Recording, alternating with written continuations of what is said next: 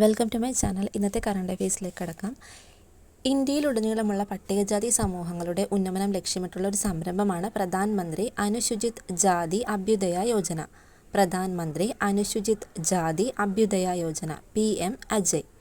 ദാരിദ്ര്യത്തിനെതിരെ പോരാടുന്നതിനും സാമൂഹിക സാമ്പത്തിക സാഹചര്യങ്ങൾ മെച്ചപ്പെടുത്തുന്നതിനുമായി ആരംഭിച്ച ഈ പദ്ധതി തൊഴിൽ സൃഷ്ടിക്കുന്നതിലും വിദ്യാഭ്യാസം മെച്ചപ്പെടുത്തുന്നതിലും ശ്രദ്ധ കേന്ദ്രീകരിക്കുന്നു.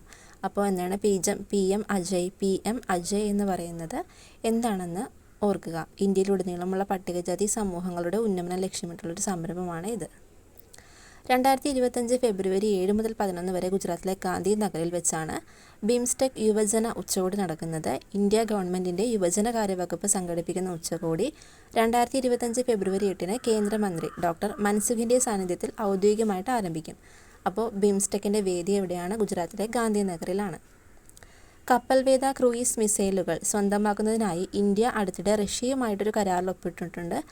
ഇന്ത്യൻ നാവികസേനയുടെ അന്തർവാഹിനി കപ്പലിൻ്റെ പ്രവർത്തനശേഷി ശക്തിപ്പെടുത്തുക എന്നതാണ് ഈ നീക്കത്തിൻ്റെ ലക്ഷ്യം.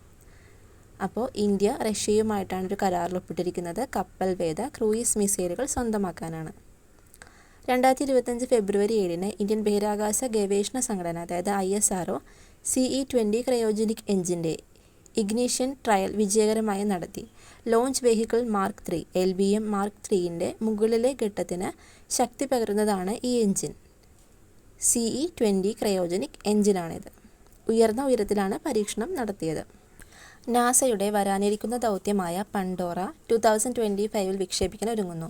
വിദൂര എക്സോ പ്ലാനറ്റുകളുടെ അന്തരീക്ഷത്തെക്കുറിച്ച് പഠിക്കുക എന്നതാണ് ഈ ദൗത്യത്തിൻ്റെ ലക്ഷ്യം. അപ്പോൾ എന്താണ് പണ്ടോറ ദൗത്യം എന്ന് ചോദിച്ചാൽ വിദൂരമായിട്ടുള്ള എക്സോ പ്ലാനറ്റുകളുടെ അന്തരീക്ഷത്തെക്കുറിച്ച് പഠിക്കാനാണ്. ജെയിംസ് വെബ് ബഹിരാകാശ ദൂരദർശിനി നിരീക്ഷണ സമയത്തിന് അമിതമായ ആവശ്യകത നേരിടുന്നതിനാൽ പണ്ടോറ ഒരു നിർണായക വിടവ് നികത്തും. കേരള ഫയർ ആൻഡ് റെസ്ക്യൂ അക്കാദമിയിൽ പരീക്ഷ നടത്തുന്ന വനിതാ സ്കൂബ സംഘമാണിത്. അപ്പോൾ ആദ്യമായിട്ട് ഫയർ ആൻഡ് റെസ്ക്യൂ ഓഫീസർമാരെ സ്ത്രീകളിൽ നിന്നും തിരഞ്ഞെടുക്കുന്ന രാജ്യത്തെ ആദ്യ പെൺ സ്കൂബ സംഘമാണ് ഇവർ. ഇവരുടെ പേരാണ് ഗ്രാനറ്റ്സ് എന്നാണ് പറയുക. ഗ്രാനറ്റ്സ്. പണ്ഡിറ്റ് രാജേന്ദ്ര ഗംഗാനിക്ക് നിശാഗന്ധി പുരസ്കാരം. നിശാഗന്ധി പുരസ്കാരം എന്ന് പറഞ്ഞാൽ നൃത്തരംഗത്തെ സംഭാവനയ്ക്ക് നിശാഗന്ധി പുരസ്കാരം കൊടുക്കുന്നുണ്ട്. അത് ലഭിച്ചത് രാജേന്ദ്ര ഗഗാനിക്കാണ്. അദ്ദേഹം കഥക് കലാരൂപത്തിൽ പ്രശസ്തനായിട്ടുള്ള ഒരു വ്യക്തിയാണ്. അതിഥി തൊഴിലാളികൾക്കായി അഗ്നിരക്ഷാസേന സംഘടിപ്പിക്കുന്ന സുരക്ഷാ ബോധവൽക്കരണ പരിപാടിയുടെ ലോഗോ പ്രകാശനം ജില്ലാ പോലീസ് മേധാവി R വിശ്വനാഥ് നിർവഹിക്കുന്നു. ഇതൊരു അവയർനെസ് പ്രോഗ്രാമാണ്. മൈഗ്രെയിൻസ് ലേബർ അവയർനെസ് പ്രോഗ്രാം അഥവാ മിലാപ് എന്നാണ് ഇതിൻ്റെ പേര്. മിലാപ് അഥവാ മൈഗ്രെയിൻസ് ലേബർ അവയർനെസ് പ്രോഗ്രാമാണ് അതിഥി തൊഴിലാളികൾക്കായിട്ടുള്ള ഒരു ബോധവൽക്കരണ പരിപാടി. അപ്പോൾ ഇത്രയും കാര്യങ്ങളാണ് ഇന്നത്തെ കറണ്ട് അഫയേഴ്സ്. Thank you.